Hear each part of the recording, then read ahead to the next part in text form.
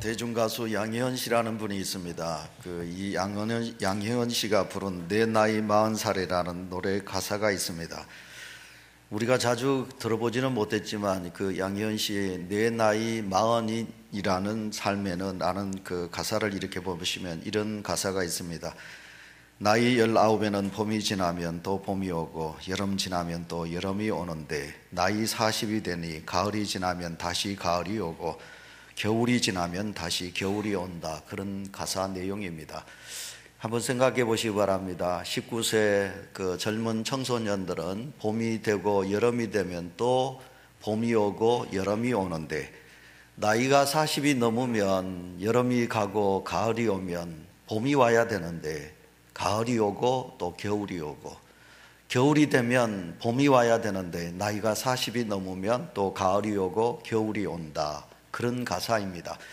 그러니까 우리 인생이 이제 나이가 40이 넘어가면 40km를 달리게 되거든요. 그러니까 인생이 봄이 오는 것이 아니라 찬바람이 부는 겨울이 우리에게 다가오게 된다. 그런 가사입니다. 우리 교우들은 지금 대부분 40을 이제 넘어가고 50, 60을 넘어가는 연세 속에 있습니다. 그렇기 때문에 이 양희은 씨가 부른 내 나이 40이 되면 이라는 가사가 우리에게 의미 있게 다가오는 그런 세월이라 그렇게 말할 수 있습니다.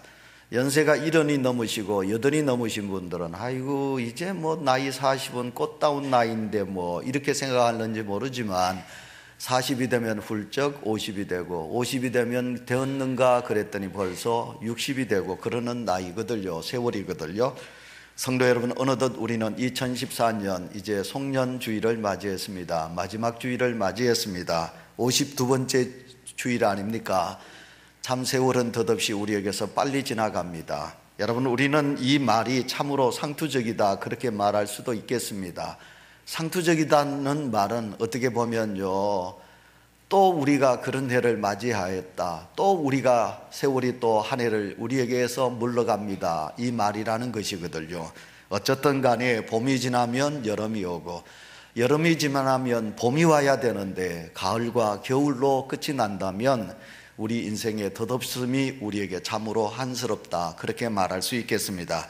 같은 성경 말씀이라도 늘 듣는 말씀 속에 보시면요, 젊을 때는 몰랐는데 연세가 드시면서 절실히 우리에게 와닿는 성경 말씀이 참 많이 있거든요. 젊은 세대 여러분, 젊음은 늘 여러분에게 젊음으로 와닿지 않습니다. 그렇다고 해서 연세 많으신 어르신 여러분, 연세가 많으시다고 우리에게 허무밖에 있는 것은 아니라는 것입니다.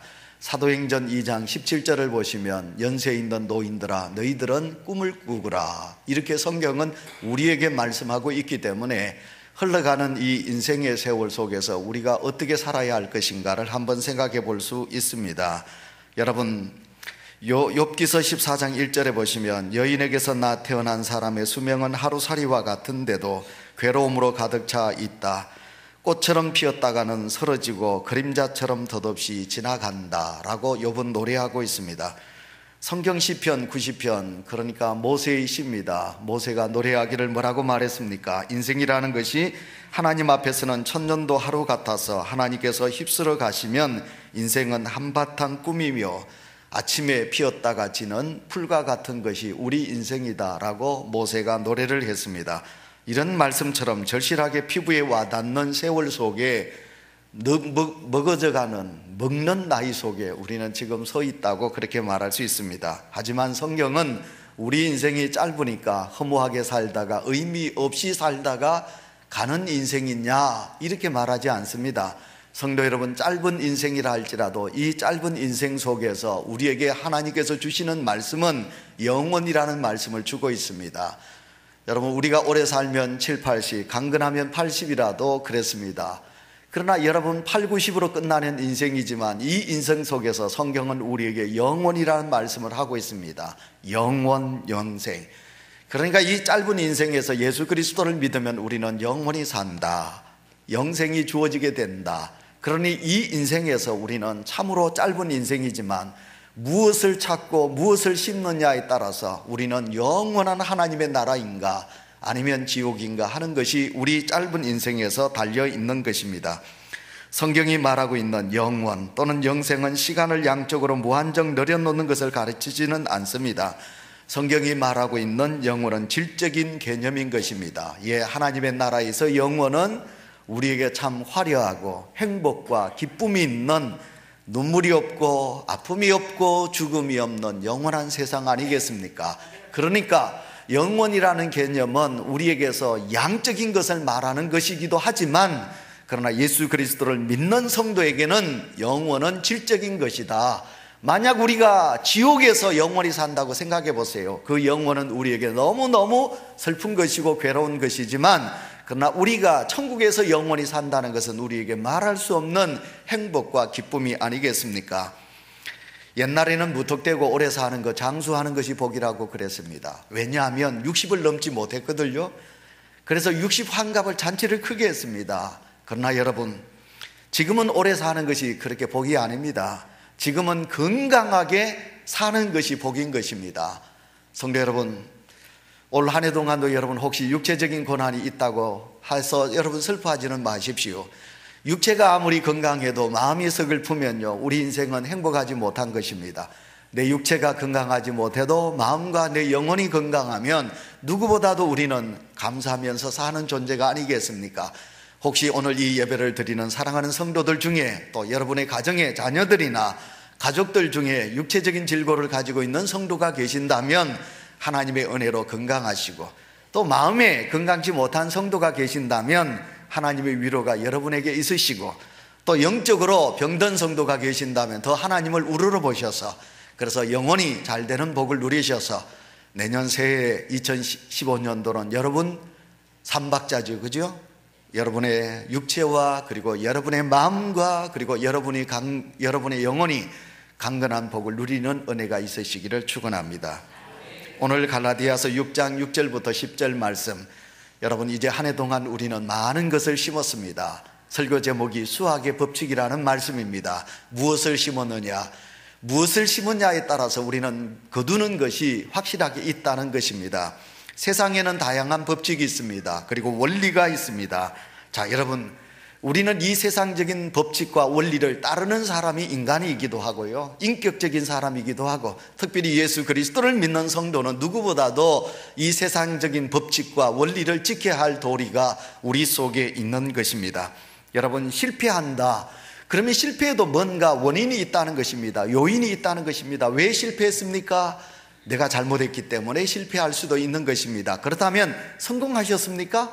그냥 성공이 우리에게 입으로 떡으로 와닿지 않습니다. 성공했다 했다면 누구보다도 열심히 연구했고 노력했고 희생했기 때문에 성공이 주어지게 되는 것입니다. 여러분, 그 법칙이라는 것이 있습니다. 여러분, 이 법칙은 역사적으로 증명하기도 합니다. 역사적으로 많은 세월 속에서 그렇게 했더니 이렇게 성공했다, 저렇게 하면 실패했다, 여러분 역사가 말해주는 것이지요. 그런데 오늘 성경 말씀은 하나님의 말씀입니다. 하나님의 법칙입니다. 하나님께서 너희가 무엇을 심느냐, 무엇을 심느냐에 따라서 거두게 된다라고 성경은 우리에게 말씀하고 있습니다. 요즘 이 시대가 가슴 아픈 시대이기도 합니다. 왜냐하면 요령과 처세술을 가지고 잘 살려고 하는 사람들이 있기 때문에 그렇습니다. 성실하게 부지런하게 누구보다도 참 긍금절약하면서 사는 사람들이 인정받고 대우받는 시대가 되어야 되는데, 아부하고 그리고 요령을 피우고 처세술을 가지고 이렇게 요령을 많이 부리는 사람들이 성공하고 잘 사는 세상이 되어 간다면 이런 세상은 잘못된 세상이 아니겠습니까? 여러분, 지금 대기업 총수들의 자녀들을 보십시오. 그 부모가 어떻게 해서 대기업을 이루고 성공했습니까? 근데 부모들이 성공했습니다. 대기업 총수가 되었습니다. 외국에다가 자기 자녀들을 유학을 보냅니다. 돈으로 좋은 아파트 얻어가지고 돈으로 좋은 차도 사고, 그리고 돈으로 좋은 것도 먹으면서 이 자녀들이 해외 속에서 허황방탕하게 살아가는 자녀들이 있습니다. 3년 전에 우리 교회에서 저를 안식년을 줘서 제가 미국과 캐나다를 갔지요. 캐나다에서 제가 일주일 밴쿠버에서 있었습니다. 저희들이 이제 목사님 네 분과 함께 그곳에 이제 자녀가 있어서 그 자녀들의 도움으로 이제 저희들이 그 밴쿠버 전역의 시내 야경을 나갔는데요. 저희들이 도저히 어른인 저희들이 도저히 들어갈 수 없는 고급 음식점에 누가 있느냐? 한국에서 유학 온 젊은이들이요, 그곳에 가득 있는 것을 보았습니다. 저녁마다 그 비싼 그 선진국에 얼마나 물가가 셉니까? 그 식당, 화려한 식당에 한국의 유학생들이 가득 차 있는 것을 보게 되었습니다. 이것이 바로 무엇입니까? 여러분, 이것이 바로 오늘도 우리에게 잘못된 것을, 잘못된 원칙, 잘못된 법칙이 이런 잘못을 낳고 있다 하는 것을 말하고 있는 것입니다. 이스라엘 백성들이 광야를 지나서 이제 드디어 그들이 가나안 복지를 향하여 가지요. 그들이 출애굽했을 때 하나님은 그들에게 복을 주시지요. 그들과 함께 합니다. 하나님이 역사하지 않고는 그들이 먹을 수가 없습니다. 이제 홍해 바다를 건너서 그들이 가나안 복지를 향하여 갈 때 하나님께서는 하늘에서 만나와 메추라기를 주셔서 이스라엘 백성들이 하나님이 주신 은혜를 먹고 그들이 광야 길을 걷습니다. 40년 동안 만나와 메추라기가 하나님께서 그들에게 내립니다. 그래서 그들이 먹고 그들이 그것을 먹으면서 이제 가나안 땅을 향하여 나가게 됩니다. 하나님, 전적인 하나님의 은혜입니다. 그러나 여러분, 요단강을 건너서 이제 가나안 복지를 들어갈 때 여러분, 하나님은 여러분 그들에게 만나와 메추라기를 내리지 않습니다. 가나안 땅에 들어가서 그 가나안 땅을 일구고 파종을 하고 그리고 열심히 김을 메고 노력해야만이 그 땅에서 무엇을 그들이 먹을 수 있는 것을 먹게 되는 것입니다. 이 원리를 우리가 생각하면 예수 그리스도를 믿어 구원받는 것은 나의 노력이 아닙니다. 내가 예수님을 믿습니다. 내가 구원받기 위해서 내가 선을 행합니다. 하나님의 말씀대로 삽니다. 그래서 하나님께서 내게 구원을 주셨습니다. 이것은 절대로 아닙니다. 전적인 하나님의 은혜입니다. 하나님께서 나를 불러주셨고 택하여 주셨고 또한 하나님께서 우리의 죄를 다 주의 이름으로 사하여 주셔서 전적인 구원의 은혜를, 은총을 입게 된 것입니다. 그러나 구원은 주의 은혜로 우리가 얻은 것이지만 예수 그리스도를 믿어서 예수 사람으로 성화되어 가고 천국 백성으로 우리가 믿음의 거룩한 행위를 가지고 살아가는 것은 내 노력에 달려 있는 것입니다. 여러분, 예수 그리스도를 믿노라 하면서도 우리는 변화되지 않을 때가 너무 많이 있습니다. 오늘도 제가 설교를 보니까 만나교회 여러분 그 목사님께서 설교하시는데 성도 여러분, 왜 우리가 이렇게 변하지 않는지 모르겠습니다. 목사인 내가 성도들을 변화시키려고 했는데 그게 아니었습니다. 하나님께서 우리를 변화시켜야 줘야 되겠지요.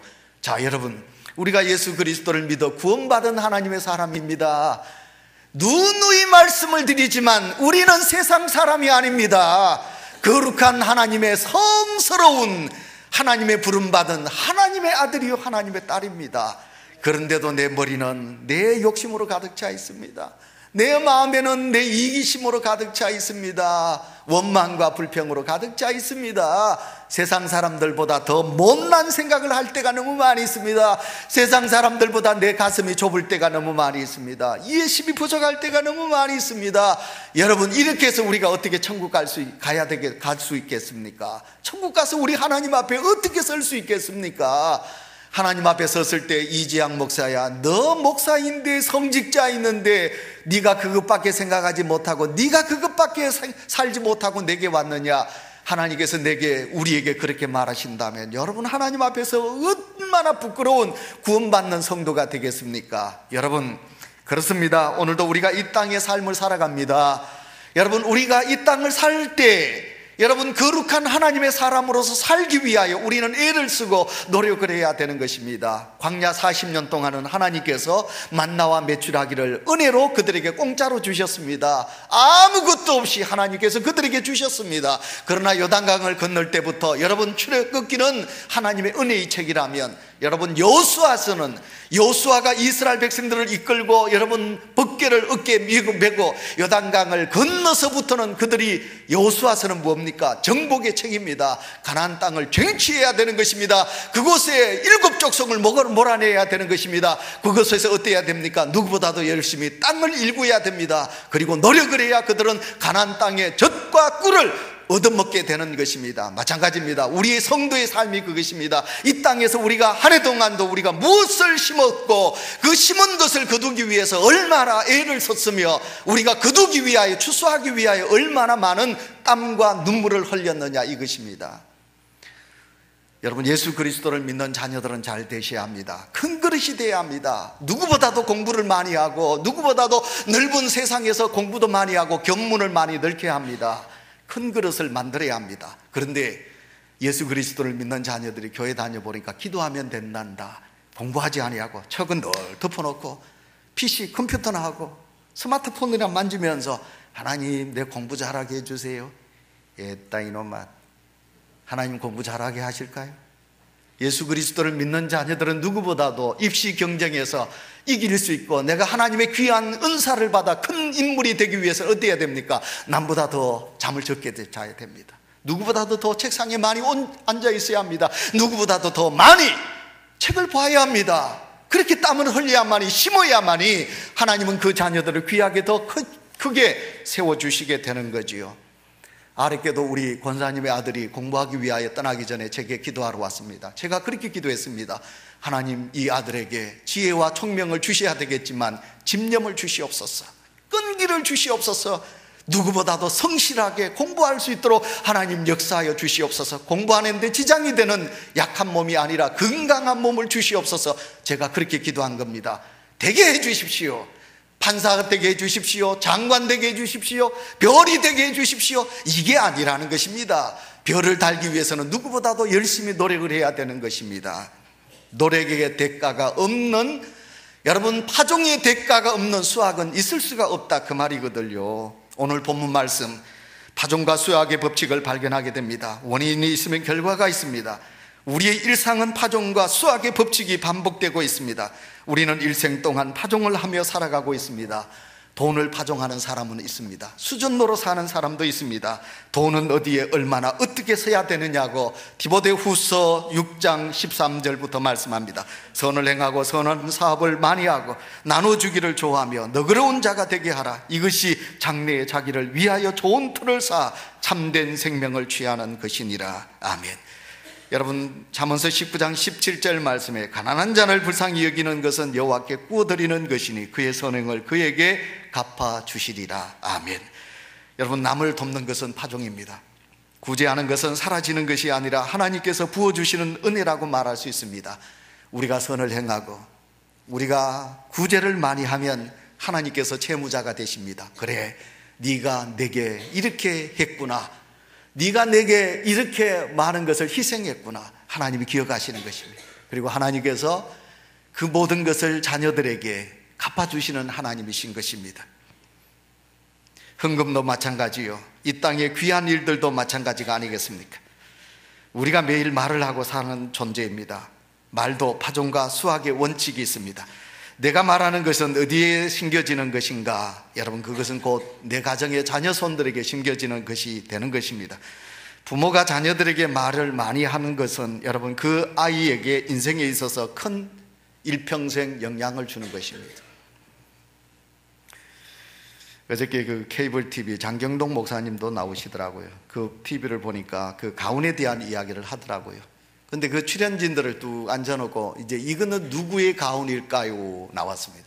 근데요, 그 가훈을 보니까 누군가 100% 저 사람의, 저 출연자의 가훈이다 맞추더라고요. 한 사람의 그 가훈이 있습니다. 그 가훈이 누구의 가훈일까요? 제일 먼저 나왔습니다. 그 가훈이 무슨 가훈이냐면 내일은 없다라는 가훈이에요. 아버지가 늘 내일은 없어요. 내일은 없으니까 오늘 모든 것을 써야 되는 거예요. 그 아버지 지갑에 100만 원이 있으면 그날 100만 원을 쓰는 거예요. 10만 원이 있으면 그날 10만 원을 다 쓰는 거예요. 얘들아, 내일은 없다. 그래서 그 자녀들 중에 6명의 자녀들 중에요, 둘째 딸만 아니고 5 자녀들은 꼭 아버지하고 똑같이 다 쓰는 거예요. 근데 반대로 어머니의 가훈은 뭐냐면 아닙니다. 아버지는 내일은 없다, 쓰자는 거예요. 그러니까 그 어머니가 얼마나 고생하겠어요. 그러니까 그 어머니는 무슨 가훈을 가지고 있느냐 하면 정신을 차려야 산다. 어머니의 그 가훈은 그게예요. 근데 모든 자녀들, 6 자녀들 중에 5 자녀는 아버지의 성격을 그대로 물려받았어요. 그대로 막 서는 겁니다. 근데 둘째 그 누이는 오빠를 보고 엄마의 가훈을 물려받았어요. 오빠, 정신은 차려, 정신 차려야 산다. 무슨 말씀인지 알지요? 우리가 어떤 말을 하느냐, 내 가정에서 어떤 말을 심느냐, 어떤 정신을 심느냐, 자녀들에게 우리는 그대로 거두게 된다, 그 말이에요. 말이 많은 가정과 대화가 있는 가정은 다릅니다. 말이 많은 가정과 대화가 있는 가정은 아닙니다. 대화가 있는 가정은 성공하는 가정이지만 말이 많은 가정은 절대로 성공할 수가 없는 것입니다. 그래서 성경은 우리에게 말씀합니다. 누가복음 6장 37절, 비판하지 말라, 그리하면 너희가 비판을 받지 않을 것이요, 정죄하지 말라, 그리하면 너희가 정죄를 받지 않을 것이요, 용서하라, 그리하면 너희가 용서를 받을 것이요, 주라, 그리하면 너희에게 줄 것이니 곧 후이되어 누르고 흔들어 넘치도록 하여 너희에게 안겨주리라. 너희가 헤아리는 그 헤아림으로 너희도 헤아림을 도로 받을 것입니다. 아멘 합시다. 아멘. 이 본문 속에서 말에 관련된 말입니다. 비난을 하면 나는 나중에 비난을 받게 된다. 용서를 하면 나는 용서를 받게 된다. 내가 부정적인 말을 많이 말을 하게 되면 나도 많은 말을 듣게 된다. 남에게 대접을 우리가 하게 되면 우리는 남에게 대접을 받는 자가 된다라고 성경은 우리에게 말씀합니다. 갈라디아서는 여러분 자유서신입니다. 사도 바울은 이 갈라디아서에서 자유를 이야기하고 있습니다. 자유의 의미. 성도 여러분, 예수 그리스도를 믿는 성도 여러분, 그런데 갈라디아 교인들은 뭡니까? 자유가 방종이 되었습니다. 예수님 믿는 성도는 방종이 되어서는 안 됩니다. 지나친 방종. 그래서 여러분, 된 가정은 사랑의 매가 있습니다. 선생님들이 사랑의 매를 들어야 합니다.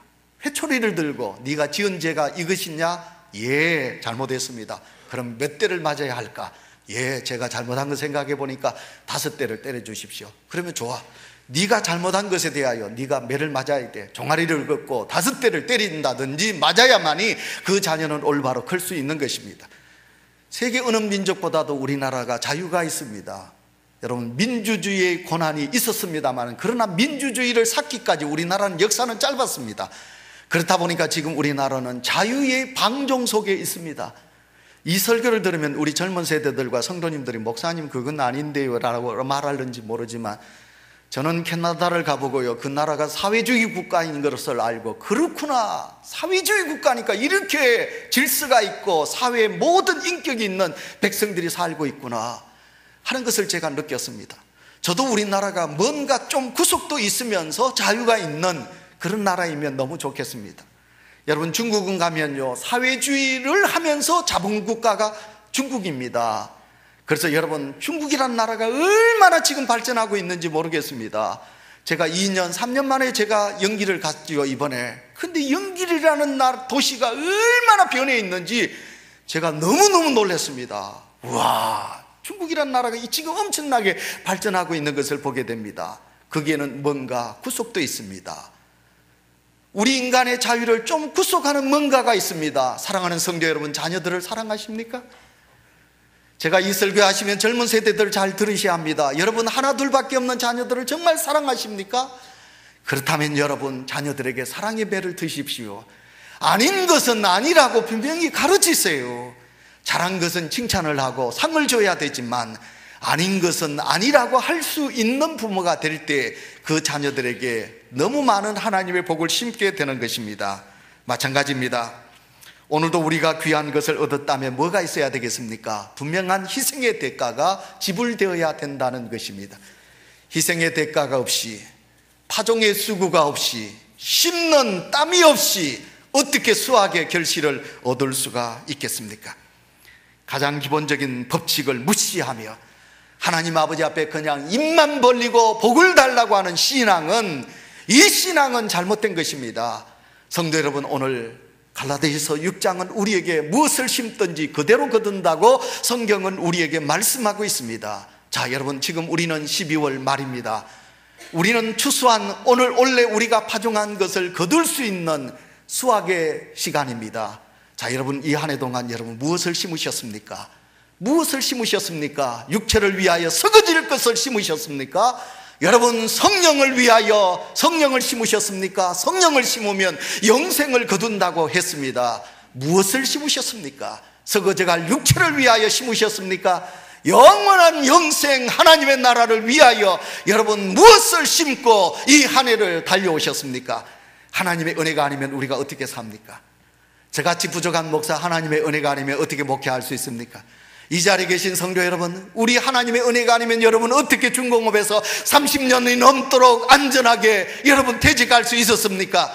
여러분이 무슨 지혜가 있고 무슨 능력이 있어서 사업을 경영하며 구멍가게지만 여러분 일하며 지금까지 달려올 수 있었습니까?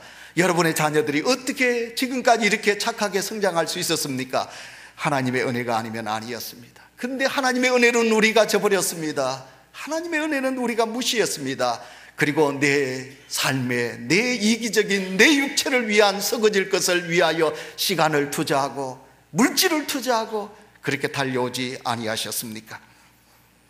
무엇을 심으셨느냐? 참 중요합니다. 얼마를 심으셨느냐? 이것도 참 중요하다고 말씀드릴 수 있습니다. 오늘 7절 말씀에 사람이 무엇으로 심든지 그대로 거둔다 말씀합니다. 심지 않고 거두는 것은 스스로 속이는 것입니다. 자기를 속이는 것입니다. 사람은 자기를 제일 잘합니다. 또 반대로 사람은 자기를 제일 모르는 게 우리 인간입니다. 그래서 지혜로운 사람은 자기를 깨달고 알고자 살아가는 사람은 지혜로운 사람입니다. 자기가 심지 않고 자꾸 거두려고 하는 분들이 있습니다. 기도만 하면 되는 것으로 착각하는 분들이 있습니다. 자녀들을 방종으로 몰아내놓고 자녀들을 마음대로 키워놓고 하나님이 왜 우리 자녀들에게 복을 주지 않느냐고 한탄하는 성도가 있다면 이런 성도는 너무너무 잘못된 신앙으로 살아가는 성도라고 말씀드릴 수 있습니다.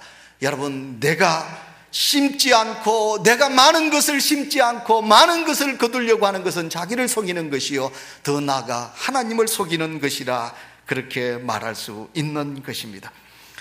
여러분, 옛날 우리 부모님들 참 지혜로운 부모님들이었죠, 그죠? 지금도 여러분 다 지혜로운 분들이 있지만 지혜로운 분들이었습니다. 이제 새댁이 이제 시집을 오면 시어머니가 그 새댁 며느리에게 무슨 일을 시켰느냐 하면 누를 가리는 그 일을 시켰습니다. 우리 젊은 세대들은 누 그러면 모르지요. 요즘은 뭐 워낙 그 탈곡 잘 되어가지고 찍으면 바로 쌀이 되어가지고 그냥 밥솥에다가 이렇게 버튼만 몇 개 눌려놓으면 밥이 빡 되어가지고 오늘 저녁에 이렇게 버튼 눌려놓고 내일 아침에 되면 이게 팍 밥이 딱 되어가지고 오는 이런 시대 아닙니까? 근데 옛날에는 탈곡기가 어땠습니까? 와랑다랑. 젊은 세대는 모르죠. 와랑다랑. 발로 밟는 겁니다. 밟아서 이걸 가지고 탈곡을 하는 것입니다. 그럼 아버지는 이제 어떻게 합니까? 아버지는 이제 벼가 이제 포항말로 나락이 마당에 하면 그걸 이제 큰 대나무 빗자루로 그것을 서로 담는 것입니다. 그러면 그 마당에 있는 그 돌이라든지 흙이 이게 먼지가 들어오는 것입니다. 이러다 보면 이제 이걸 이제 찍어놔도 이걸 이제 벼를 쌀로 찍어놔도 그때 탈곡기가 많이 좋은 탈곡기가 아니거든요. 그래 찍어놓으면 그게 그 쌀 속에 뭐가 있습니까? 누가 많이 들어있는 거예요. 돌도 있고 흙도 있고 아니면 나뭇가지도 있고 쭉정이도 있고 있습니다. 그걸 이제 밥할 때 이제 며느리가 그걸 다 골리게 하는 겁니다. 근데 지혜로운 어머니는 어떻게 합니까? 그 누를 더 많이 만들어 놓습니다. 며느리 고생시키려고. 여러분, 고생시키려고 그런 게 아닙니다. 친정 생각나는 겁니다. 엄마, 이 누 가리다고 신경 쓴다고 친정 생각 좀 잊으라고 그 누를 거릅니다. 제가 무슨 말씀 드리려고 그런지 압니까? 지혜로운 농부는 돈이 많이 들더라도 좋은 씨앗을 구합니다. 파종할 때 좀 자기들이 먹는 것 아껴가지고 좋은 씨를 삽니다. 좋은 씨를 심으면 좋은 씨를 여러분 좋은 열매를 맺히게 되는 것입니다. 그러나 여러분 썩어질 것을 심으면 거둘 수가 없는 것입니다. 그래서 갈라디아서 5장 16절부터 보면 우리가 육체적으로 썩어질 것을 세상적인 것을 심게 되면 우리가 무엇을 거두게 되느냐, 이런 것을 거둔다고 말합니다. 음행을 거둔다고 그럽니다. 더러운 것을 거둔다고. 호색, 우상숭배, 술수, 원수 맺는 것, 분쟁, 시기, 분냄, 당지는 것, 분열과 이당, 투기, 술취함과 방탕, 이런 것을 거두게 된다라고 말씀하고 있습니다. 그러나 반대로 우리가 성령을 심으면 성령이 무엇입니까? 하나님이 기뻐하시는 영성훈련입니다. 내가 기도하고 말씀도 하고 내가 책을 보고 그리고 하나님이 기뻐하시는 경건의 생활을 하게 되면 우리가 무엇을 거두게 되느냐? 갈라디아서에서는 우리에게 여러분 9가지의 성령의 열매를 거두게 된다, 그렇게 말합니다. 오직 성령의 열매는 사랑과 희락과 화평과 충성과 온유와 절제니 쭉 나가죠, 그죠? 이 모든 9가지의 성령의 열매를 거두게 되느니라 라고 말씀하고 있습니다. 오늘 이 송년 예배를 드리는 사랑하는 성도 여러분, 사도 바울은 오늘 우리에게 말합니다. 형제들아, 너희가 자유를 위하여 부르심을 입었으나 그러나 그 자유로 육체의 기회를 삼지 말고 오직 사랑으로 서로 종노릇하라 라고 성경은 우리에게 말씀하고 있습니다. 사랑하는 성도들아, 사랑으로 주인이 되라 말하지 아니하고 사랑으로 종노릇하라고 말씀하고 있습니다. 여러분, 오늘도 이 땅에서 우리가 뿌릴 씨가 너무 많이 있죠. 거둬야 될 것도 많이 있지만 우리가 뿌려야 될 것이 많이 있는데, 오늘 성경은 우리에게 사랑을 심으라, 선을 심으라 그렇게 말씀합니다. 10절에 보시면 그러므로 우리는 기회 있는 대로 모든 이에게 착한 일을 하되 더욱 믿음의 가정들에게 할지니라 말씀하고 있습니다. 기회 있는 대로란 말씀은 무엇입니까? 성령으로 적극적으로 선한 일을 행하라 그렇게 말씀하고 있습니다. 이제 말씀을 맺습니다. 우리가 이렇게 좋은 씨앗을 파종하고 기회 있는 대로 내가 선을 심고 노력을 하게 되면, 아까 제가 말씀했습니다. 우리가 덕을 심고 사랑을 베풀고 남에게 귀한 일을 하게 되면 하나님이 채무자가 되셔서 기억하신다고 그랬습니다. 그래서 그것을 하나님이 갚아주신다고 그랬습니다. 소자 하나에게 냉수 한 그릇이라도 대접하는 자를 잊지 않으시고 하나님께서는 그것을 꼭 갚아주시는 하나님이시라고 그랬습니다. 근데 여러분 지금 잘 살지요? 장로님의 가정의 자녀 여러분, 권사님의 가정의 자녀 여러분 지금 평안하시지요? 시집 장가가 여러분 아들 딸 낳았는데 여러분 자녀들이 대학도 잘 나왔고 직장도 잘 다니고, 그래서 기도할 제목 없지요? 누누이 말씀드리지만 여러분들이 지금 행복하고 잘 사는 것은 여러분들을 위한 믿음의 선조가 여러분 믿음의 선을 행했다는 말입니다. 심었다는 말입니다. 그 파종을 지금 여러분이 누리고 있는 거예요. 그러니 기도할 게 없지요? 근데 문제는 무엇입니까?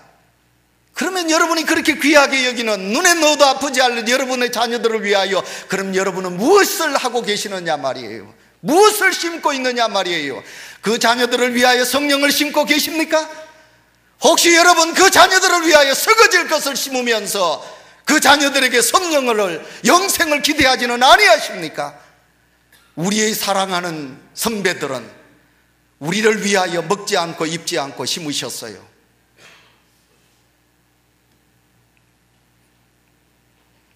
그런데 오늘 제가 총수들의 이야기를 하면서 여러분 그 자녀들을 죽이는 총수, 부자, 자녀들 죽이는 거죠, 그죠?